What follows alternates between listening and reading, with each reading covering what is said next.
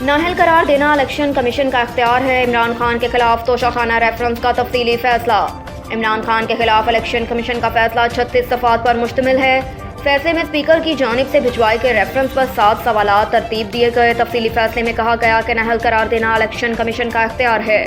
Election commission 120 दिन बाद भी असासों के गोशवारों में गलत मालूमात देने या छुपाने, झूठ बोलने, डिक्रेशन पर कोई कार्रवाई का इख्तियार रखता है। इलेक्शन कमीशन ने अपने फैसले में सुप्रीम कोर्ट के हुक्म का हवाला देकर इमरान खान का मौक़िफ़ मुस्तरद कर दिया। इलेक्शन कमीशन के तफसीली फैसले में कहा गया कि सुप्रीम कोर्ट ने इमरान खान बनाम नवाज शरीफ केस में करार दिया था कि आर्टिकल 62 और 63 के तहत नाअहल करार देना सिर्फ और सिर्फ इलेक्शन कमीशन ऑफ पाकिस्तान का इख्तियार है। इलेक्शन कमीशन ने करार दिया कि माली साल के दौरान कितने तोहफ़े हासिल किए, कितने किसी और को मुंतकिल किए, ये बताना जवाब गुजार की जिम्मेदारी है। मगर इमरान खान ने जानबूझकर इलेक्शन कमीशन से हक़ाइक़ छुपाए, गलत बयानी की और झूठ बोला।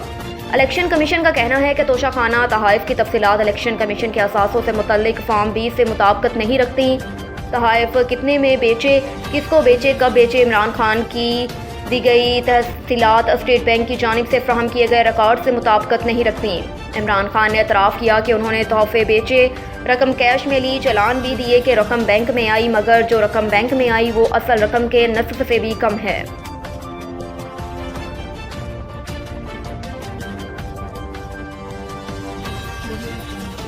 मुज़ाकरात का कोई नतीजा नजर नहीं आ रहा। आइंदा हफ्ते लॉन्ग मार्च का ऐलान करूंगा, इमरान खान का ये कहना है।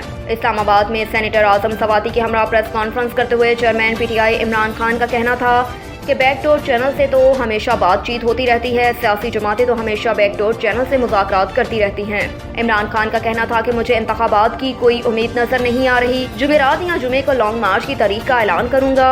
हमें मुज़ाकरात किस चीज़ के लिए करने हैं? हम इंतखाबात चाहते हैं। लॉन्ग मार्च पुरअमन होगा, हमारे लॉन्ग मार्च में लोग इंजॉय करेंगे, कोई तशद्दुद नहीं होगा। चेयरमैन PTI का कहना था कि जब से ये आए हैं तहरीक इंसाफ को क्रश करने में लगे हैं। PTI के एहतजाज करने वालों कारकुनान पर जुल्म किया गया, जुर्म पेशा लोगों को एक साजिश के तहत हम पर मुसल्लत किया गया, कभी सियासी लोगों पर ऐसा जुल्म नहीं देखा। उनका मजीद कहना था कि आजम सवाती के साथ हर फॉर्म पर जाएंगे। आजम सवाती के घर किसी वारंट के बगैर दाखिल हुए, चादर और चार दीवारी का एहतराम पामाल किया। जुर्म क्या था? बड़े आदमी पर तनकीद कर दी। सबसे बड़ी खौफनाक बात यह है कि गिरफ्तार करने वालों ने आजम सवाती को किसी और के हवाले किया। चीफ जस्टिस FIA वालों को बुलाएं और पूछें आजम सवाती को किसके हवाले किया था।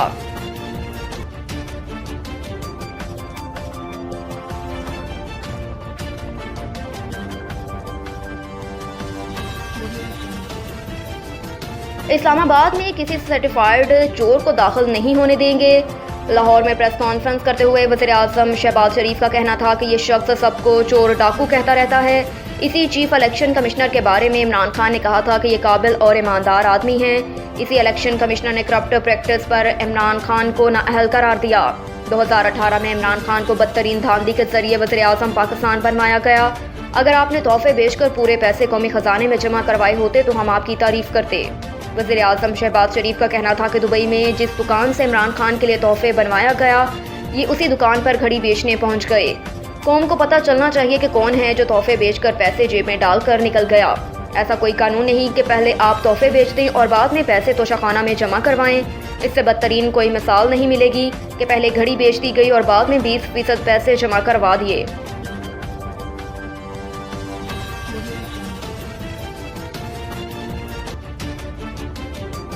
और इधर बैरूनी मदद के साथ पाकिस्तान को दाखिली तौर पर भी इक़दामात करने होंगे। मार्टिन रिजर्व का कहना था कि दुनिया को पाकिस्तान की मदद करने की ज़रूरत है, तो हम पाकिस्तान को भी मालियाती इस्लाहात करना होंगी। साथ ही सैलाब से बहाली के लिए रोड मैप की ज़रूरत है। उन्होंने कहा कि पाकिस्तान को दाखिली इक़दामात उठाने पड़ेंगे। पाकिस्तानी अवाम बिजली के ज़्यादा बिलों से परेशान हैं। इसकी वजह डिस्ट्रीब्यूशन में नुकसानात और ज़्यादा कीमतें हैं। इससे निपटने के लिए तवानाई इस्लाहात अहम हैं। वर्ल्ड बैंक के नायब सदर बराए जनूबी एशिया का ये भी कहना था कि पाकिस्तानी वज़ीर ख़जाना इसहाक डार ने इस्लाहात का यकीन दिलाया। तवील मुद्दती सरमायाकारी के लिए भी रिफॉर्मर्स अहम हैं।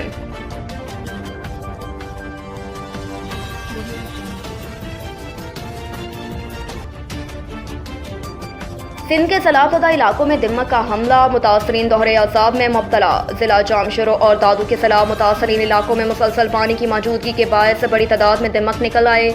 دمک نے متاثرین کے کچے مکانات اور لکڑیوں کے دروازوں اور کھڑکیوں کو چاٹنا شروع کر دیا، جس نے متاثرین کو دوہرے عذاب میں مبتلا کر دیا۔ گزشتہ 2 ماہ کے دوران ضلع جامشورو اور دادو کے سیلاب سے متاثرہ علاقوں میں پانی کی عدم نکاسی اور سیلابی پانی کی مسلسل موجودگی کے باعث دیہی زندگی پر منفی اثرات مرتب ہونا شروع ہو گئے، جس میں سر فہرست دمک کا نمودار ہونا شامل ہے۔ سیلاب متاثرین کے مطابق دمک کی نقل و حرکت دوہرا عذاب بن چکی ہے، کیونکہ متاثرہ دیہی علاقوں میں دمک نے کچے مکانات اور لکڑیوں کو چاٹ کر تباہ کرنا شروع کر دیا۔ دمک نے سینکڑوں کچے مکانات اور گھروں میں نصب لکڑی دروازوں اور کھڑکیوں کو چاٹ کر ناکارہ بنا دیا، جس کے باعث دیہی معیشت کو لاکھوں روپے کا نقصان پہنچنے لگا۔ سیلاب متاثرین نے حکومت سندھ سے مطالبہ کیا کہ دمک کے خاتمے کے لیے خصوصی طور پر سپرے کا اہتمام کیا جائے۔